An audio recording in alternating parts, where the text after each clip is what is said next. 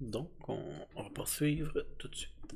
Donc, on va regarder un peu tout ce qui est logique booléenne. Je vais juste faire un restart de mon kernel encore une fois pour tout effacer ça. Je vais attendre que mes variables disparaissent. Parfait. Je vais ajouter donc un markdown. Donc, on va y aller en logique booléenne. Un seul n. Ça va être un et, en tout cas. Booléenne. Donc il nous manque un accent aigu, ce qui donne... C'est bizarre, là. Donc c'est la logique booléenne. Et on va juste rajouter donc une cellule de code jusqu'après. Donc on n'a plus de données, je vais refaire des A, là, même si j'ai utilisé A plutôt en haut, là, je vais reprendre A encore une fois, c'est pas très grave, là, parce que de toute façon notre variable, on a redémarré finalement le kernel avec aucune variable qui est conservée. Donc je vais faire A qui est égal à 2. Et ensuite, pas à 2 finalement, je veux que A soit égal à true. Donc ici. Et ça. Et B qui est égal à false. Donc ici. Puis j'aurais pu aussi comme attribuer plusieurs variables en même temps. Là, ça on ne l'a pas fait encore, là, mais j'aurais pu mettre par exemple A, virgule B. Puis on aurait pu mettre donc ici un virgule false. Donc ça c'est possible de faire ça aussi en Python, là, je ne l'ai pas montré. Mais donc le true va être envoyé à A, le false va être envoyé à B. J'exécute ça. Et on va donc A, true, B, false. On peut faire ça aussi, là. La plupart du temps on fait ça quand on renvoie une fonction qui nous renvoie plusieurs valeurs. On va faire ça ici, on l'avait fait quand on avait utilisé justement dans la fonction qui nous permettait de séparer la chaîne de caractères en 3 parties. On avait mis 3 variables en retour. Donc, on a ça. La logique booléenne, par exemple, si je fais C, donc l'opération et, ça va être N. Donc, si je fais C, A, AND, B, donc c'est ma logique booléenne. Donc, le C, si les deux sont pas vrais, fait que donc un et true et false, donc ça me retourne un faux. Si j'avais mis un or, par exemple, ça aurait été, j'aurais eu la valeur vraie. Donc on peut tout de suite tester ça. On peut faire print de C directement. Donc, bien entendu, c'est faux. Ouais. Mon print est mal écrit. Donc, je vais mettre mon print ici. Donc, on a faux, parce qu'en fin de compte, A était vrai, mais B était faux. Donc, c'est faux, parce que je veux que les deux soient vrais pour que ça soit vrai. Je pourrais tout de suite directement faire des prints de chacune des valeurs. J'ai de la misère avec mon N. Pour endroit, donc je préfère print de A or B, donc un ou l'autre, donc là ça va être vrai parce que j'ai A qui était vrai. Donc on a ça ici. On pourrait donc faire un troisième print, donc la fonction note. Donc note c'est l'inverse finalement, donc pas A. Fait comme A ici est vrai, ben note A ça va être faux. Finalement, si j'avais fait note B, ben ça aurait été vrai. Donc c'est pour inverser. On peut aussi donc faire des comparaisons pour avoir des valeurs, comment dire, peut-être une valeur booléenne. Donc num1, on pourrait dire un premier nombre 10, puis num2, deuxième nombre ici 15 par exemple. Donc j'ai deux nombres ici. Je vais juste exécuter ma cellule pour avoir num1, num2, donc 10 et 15. Je pourrais faire des comparaisons. Donc par exemple, je pourrais dire que D, par exemple, c'est égal à est-ce que num1 est plus grand que num2. En fin de compte, je fais la comparaison, est-ce que num1 est plus grand que num2, ben 10 plus grand que num2, ben c'est faux. Fait que le faux va être attribué à D. Fait que si je fais ça ici, j'ai un D, une valeur booléenne qui est à faux. Et je pourrais donc faire un print de D pour voir ça. Donc on va faire ça à l'instant. Print de D. Je le vois directement dans... On voyait bien ici là, que c'était faux, mais je pourrais avoir les valeurs qui sont imprimées, donc D, c'est faux ici. Puis en final, tout ce que je fais ici, là, je ne l'ai pas mentionné jusqu'à maintenant, là, mais j'ai fait des PDF justement, donc j'ai exporté ça. Là, on peut exporter notre... ici, on peut exporter, puis on peut l'exporter sous la forme de PDF. Là. Fait que j'ai déjà exporté tout exécuter. C'est pour ça que je fais des prints à chaque fois, là, parce que quand on exporte en PDF, on n'a pas accès à ici les variables, Jupyter Variable. C'est pour ça que je fais des prints à chaque fois, pour qu'on puisse bien voir le résultat du code qui est mis en démonstration, là. Donc, on a ça. Donc, print de D. Donc, c'est faux parce qu'en fin de compte, 10, c'est pas plus grand que 1. Je pourrais aussi dire, vérifier, faire un print. Est-ce que num1 est égal à 10, par exemple? Ben, ça, c'est vrai parce que c'est sa valeur. Donc, égal 10, ça devrait me retourner un vrai. Donc, mon dernier print, c'est bien vrai. On pourrait aussi pas égal, donc je pourrais faire print de. Je pourrais faire num2 par exemple. Est-ce que c'est pas égal à 15? Donc là, il faut bien réfléchir. Donc ici, c'est égal à 15. Donc, si j'avais mis égal à 15, ça me renverrait vrai. Là, je vérifie est-ce que c'est pas égal à 15. Mais comme c'est égal à 15, ben pas égal à 15, ça devrait me donner faux finalement. Et c'est bien mon résultat finalement. Donc, c'est pas mal beaucoup de fonctions qu'on va utiliser en logique booléenne. Fait que ça, c'est donc tout ce qui est la logique booléenne. On va tout de suite poursuivre donc avec les structures conditions. Fait que là, ce que je garde ça. Moi, je vais redémarrer mon kernel pour pas trop avoir de variables. Et je vais tout de suite me rajouter donc une petite section Markdown. Je sais pas si j'ai fait ça trop vite. Non, ça va. Donc, on va mettre les structures conditions. Majuscule. Et donc, je vais avoir if, else if, donc elif et else, donc les trois valeurs de condition. Je vais ajouter un petit code ici. Donc, on va tout de suite partir avec nos num1 et num2 tantôt. Donc, je vais avoir num1 et num2 qui sont égaux à, donc num1 je vais mettre 20 et num2 je vais mettre 15. Fait que là, ça me permet, donc, j'aurais pu faire ça sur deux lignes, je fais sur une seule ligne. Donc, num1 c'est égal à 20. Num2 c'est égal à 15. Donc je peux tout attribuer les valeurs sur la même ligne. Et on va tout de suite faire des conditions. Donc là, la condition if, ici, num1, on va juste faire un petit code qui vérifie finalement si les deux nombres sont égaux, si le num1 est plus grand que le num2 ou l'inverse finalement. Là. Donc on va se faire un petit code simple qui nous fait ça. Donc if num1, je vais faire égal à num2. Je mets les deux points ici, comme tantôt pour la book for, je fais un enter.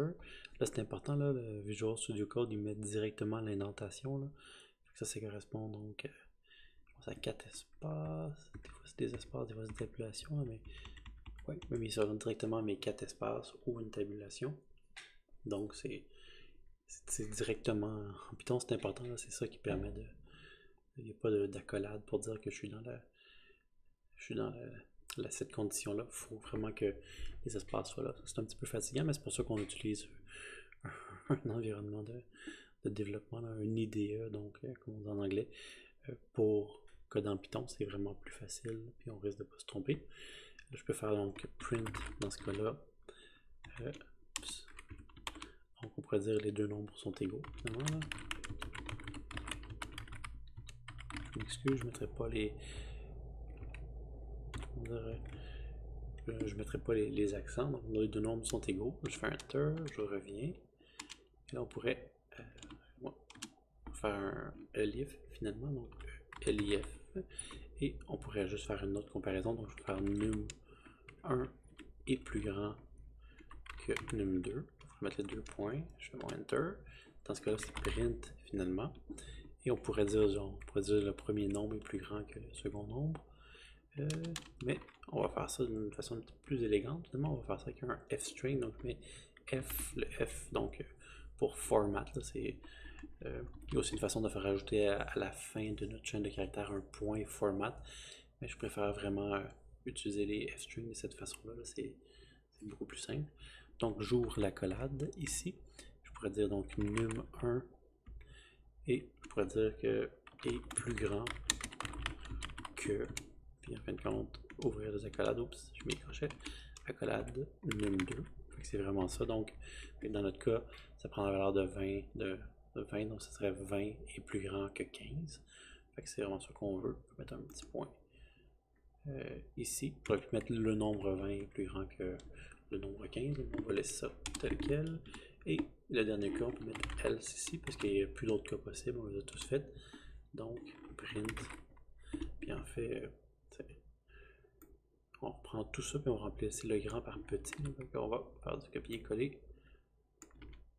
Donc, et plus petit.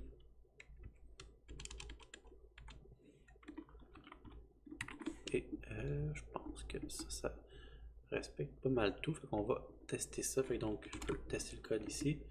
Donc, 20 est plus grand que 15. Parfait. Puis si je mets 10 ici, ça veut dire 10 est plus petit que 15.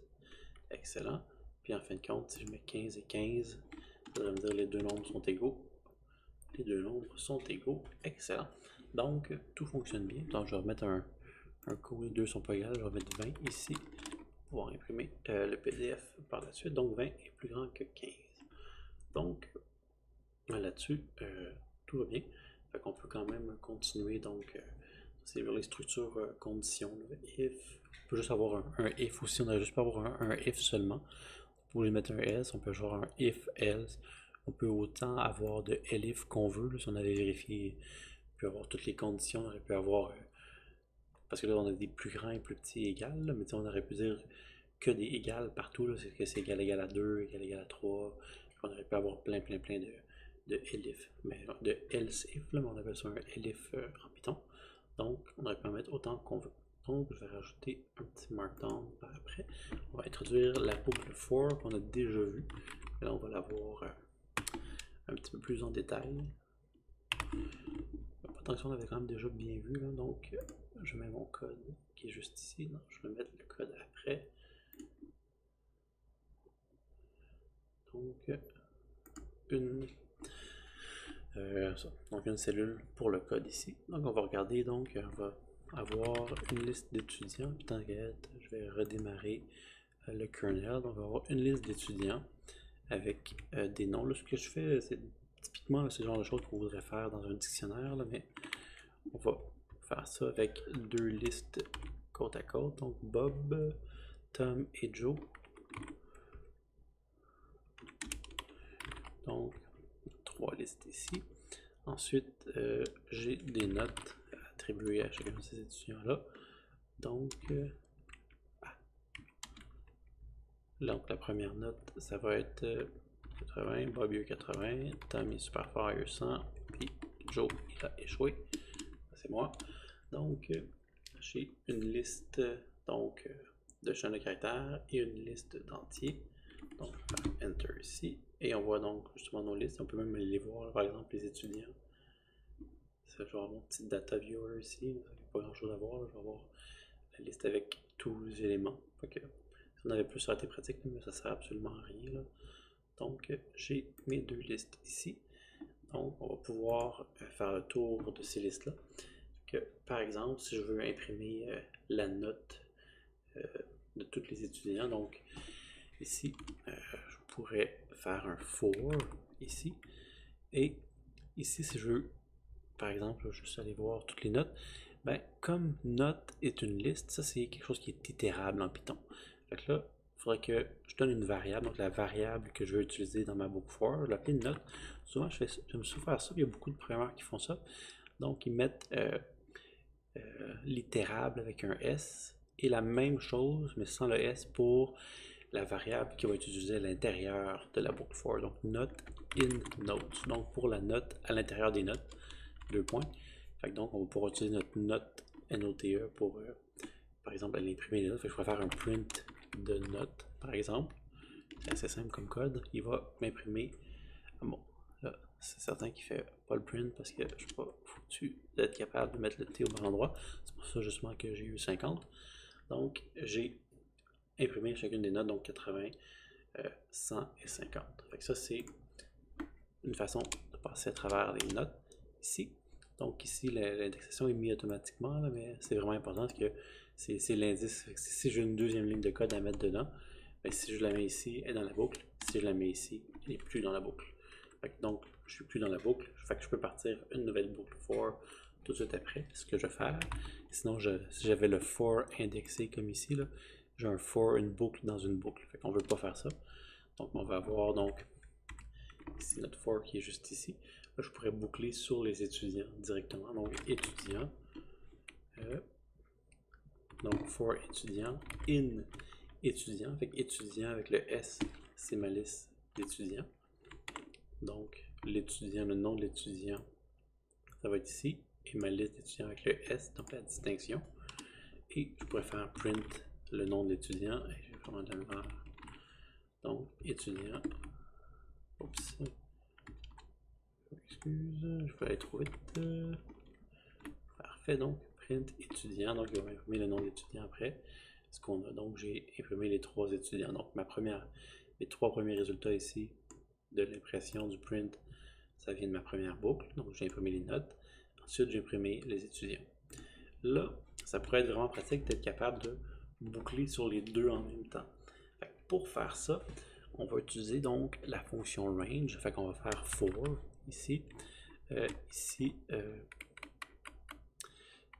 Par exemple, on va avoir un id, un indice. Fait qu'on va utiliser ça. In.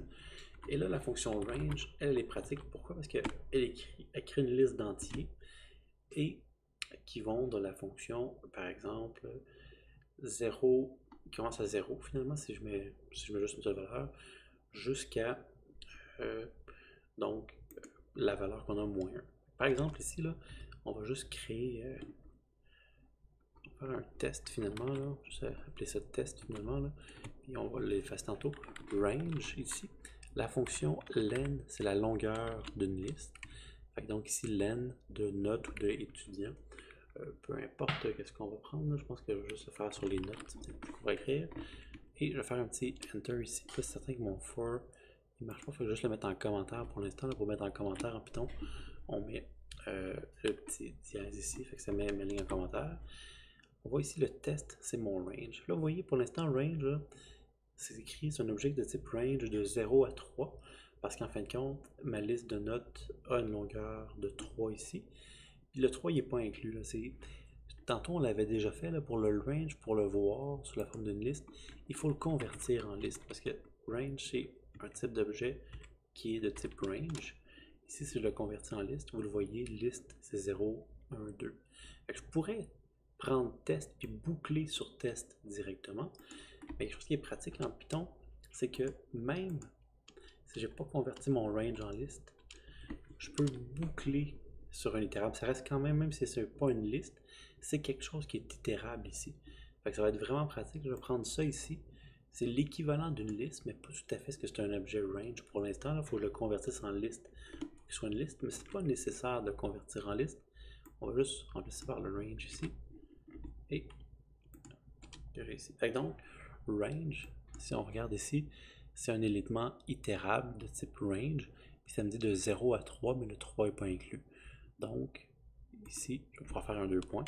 C'est comme si j'avais une liste. Fait que ça me permet donc, ça va me retourner mes indices. Donc, ça va retourner la valeur 0 ici, première itération de la boucle, deuxième la valeur 1 et troisième la valeur 2. Fait qu'on va avoir les indices ici pour notre liste. Fait que ça, c'est souvent, quand on faisait des boucles en LabVIEW ou en C, on avait souvent justement, donc c'était accès donc à l'itération de ma boucle. Là. Dans LabVIEW, c'est le petit i qui nous sortait de ces valeurs-là. Donc là, c'est exactement ce qu'on va faire. Donc le idx, première itération de la boucle va avoir un 0, deuxième un 1, et ainsi de suite. Donc, je vais juste effacer mon petit test ici. Et on va pouvoir être capable de nous sortir quelque chose avec ça. Donc on pourrait faire un print ici. Et par exemple, imprimer toutes les notes de tout le monde. Je vais faire un f-string parce que j'adore les f-strings. Donc on pourrait écrire un petit texte. Donc la note de. Là on pourrait mettre notre nom d'étudiant. Donc ici. En fin de compte, il faut mettre, comme là on a juste le idx, on pourrait mettre étudiant avec le s. Donc étudiant ici avec le s. Et ouvrir nos crochets, mettre l'indice, donc idx. La première itération de la boucle, le idx va être 0. Fait que je vais aller chercher Bob directement, donc la note de Bob. Puis on pourrait peut-être même se forcer pour convertir ça donc en capitalize. Là. Ça commence à faire un petit peu trop de code pour rien, mais donc capitalize, ouvrez les parenthèses. Donc la note de l'étudiant, on continue à avancer. Donc, la note 2, là, ça va être Bob avec un capital S qu'on va voir, et 2. Et là, on a encore le F-string, j'ouvre les accolades ici.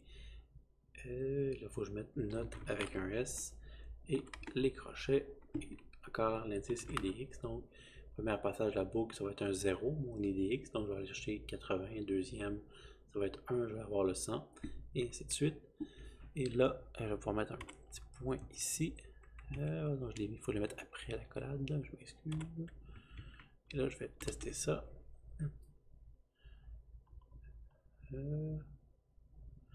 Parfait, donc la note de Bob est de 80.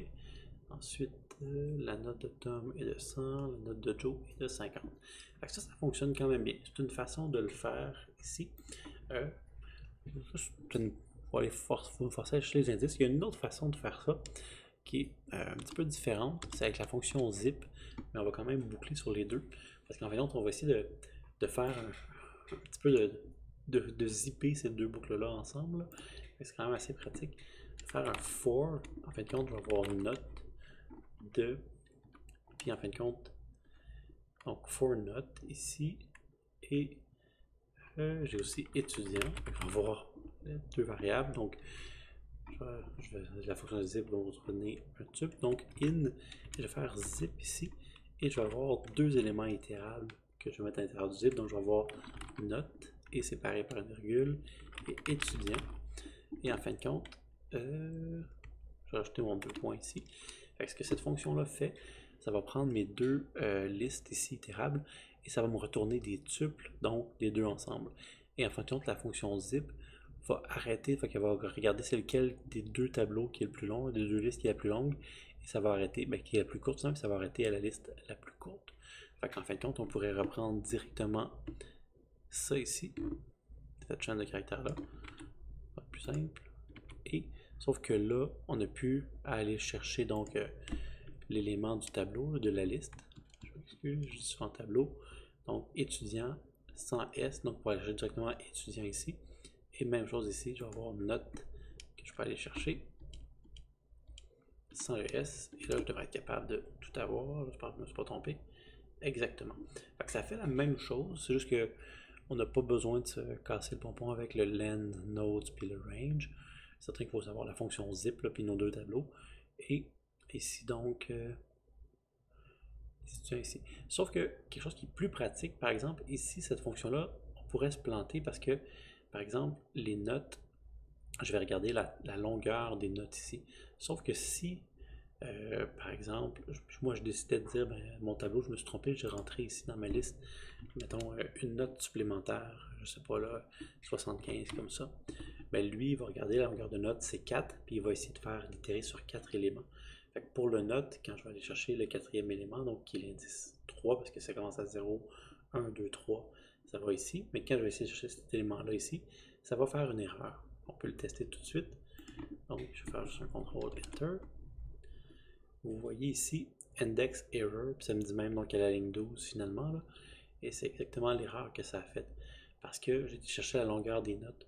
Fait que là, ça fait une erreur ici. Si je mets ça en commentaire, ici comme ça, je vais mettre mes deux lignes en commentaire ici, je vais exécuter. Ici avec la fonction zip, j'ai pas fait d'erreur parce qu'en fin de compte, automatiquement, la fonction zip a été vérifiée, donc la taille de mes deux tableaux, et a compris ici, j'ai 4 éléments dans mon tableau les listes, 4 éléments dans cette liste-là, dans la liste notes, 3 dans la liste étudiant, donc automatiquement, on a arrêté à la liste qui était la plus courte. C'est certain que ici, pour cette boucle-là, on aurait pu acheter la longueur des deux listes, les comparer et, comment dire, tout faire ça sur la longueur la plus petite, mais j'aurais eu quelques lignes de code supplémentaires à écrire pour y arriver. Fait que les deux, c'est possible, sauf que si on prend cette première fonction-là sans utiliser la fonction zip, là, il faut s'assurer que nos deux listes soient exactement de la même grandeur, donc avec le même nombre d'éléments, et là, tout ça fonctionne.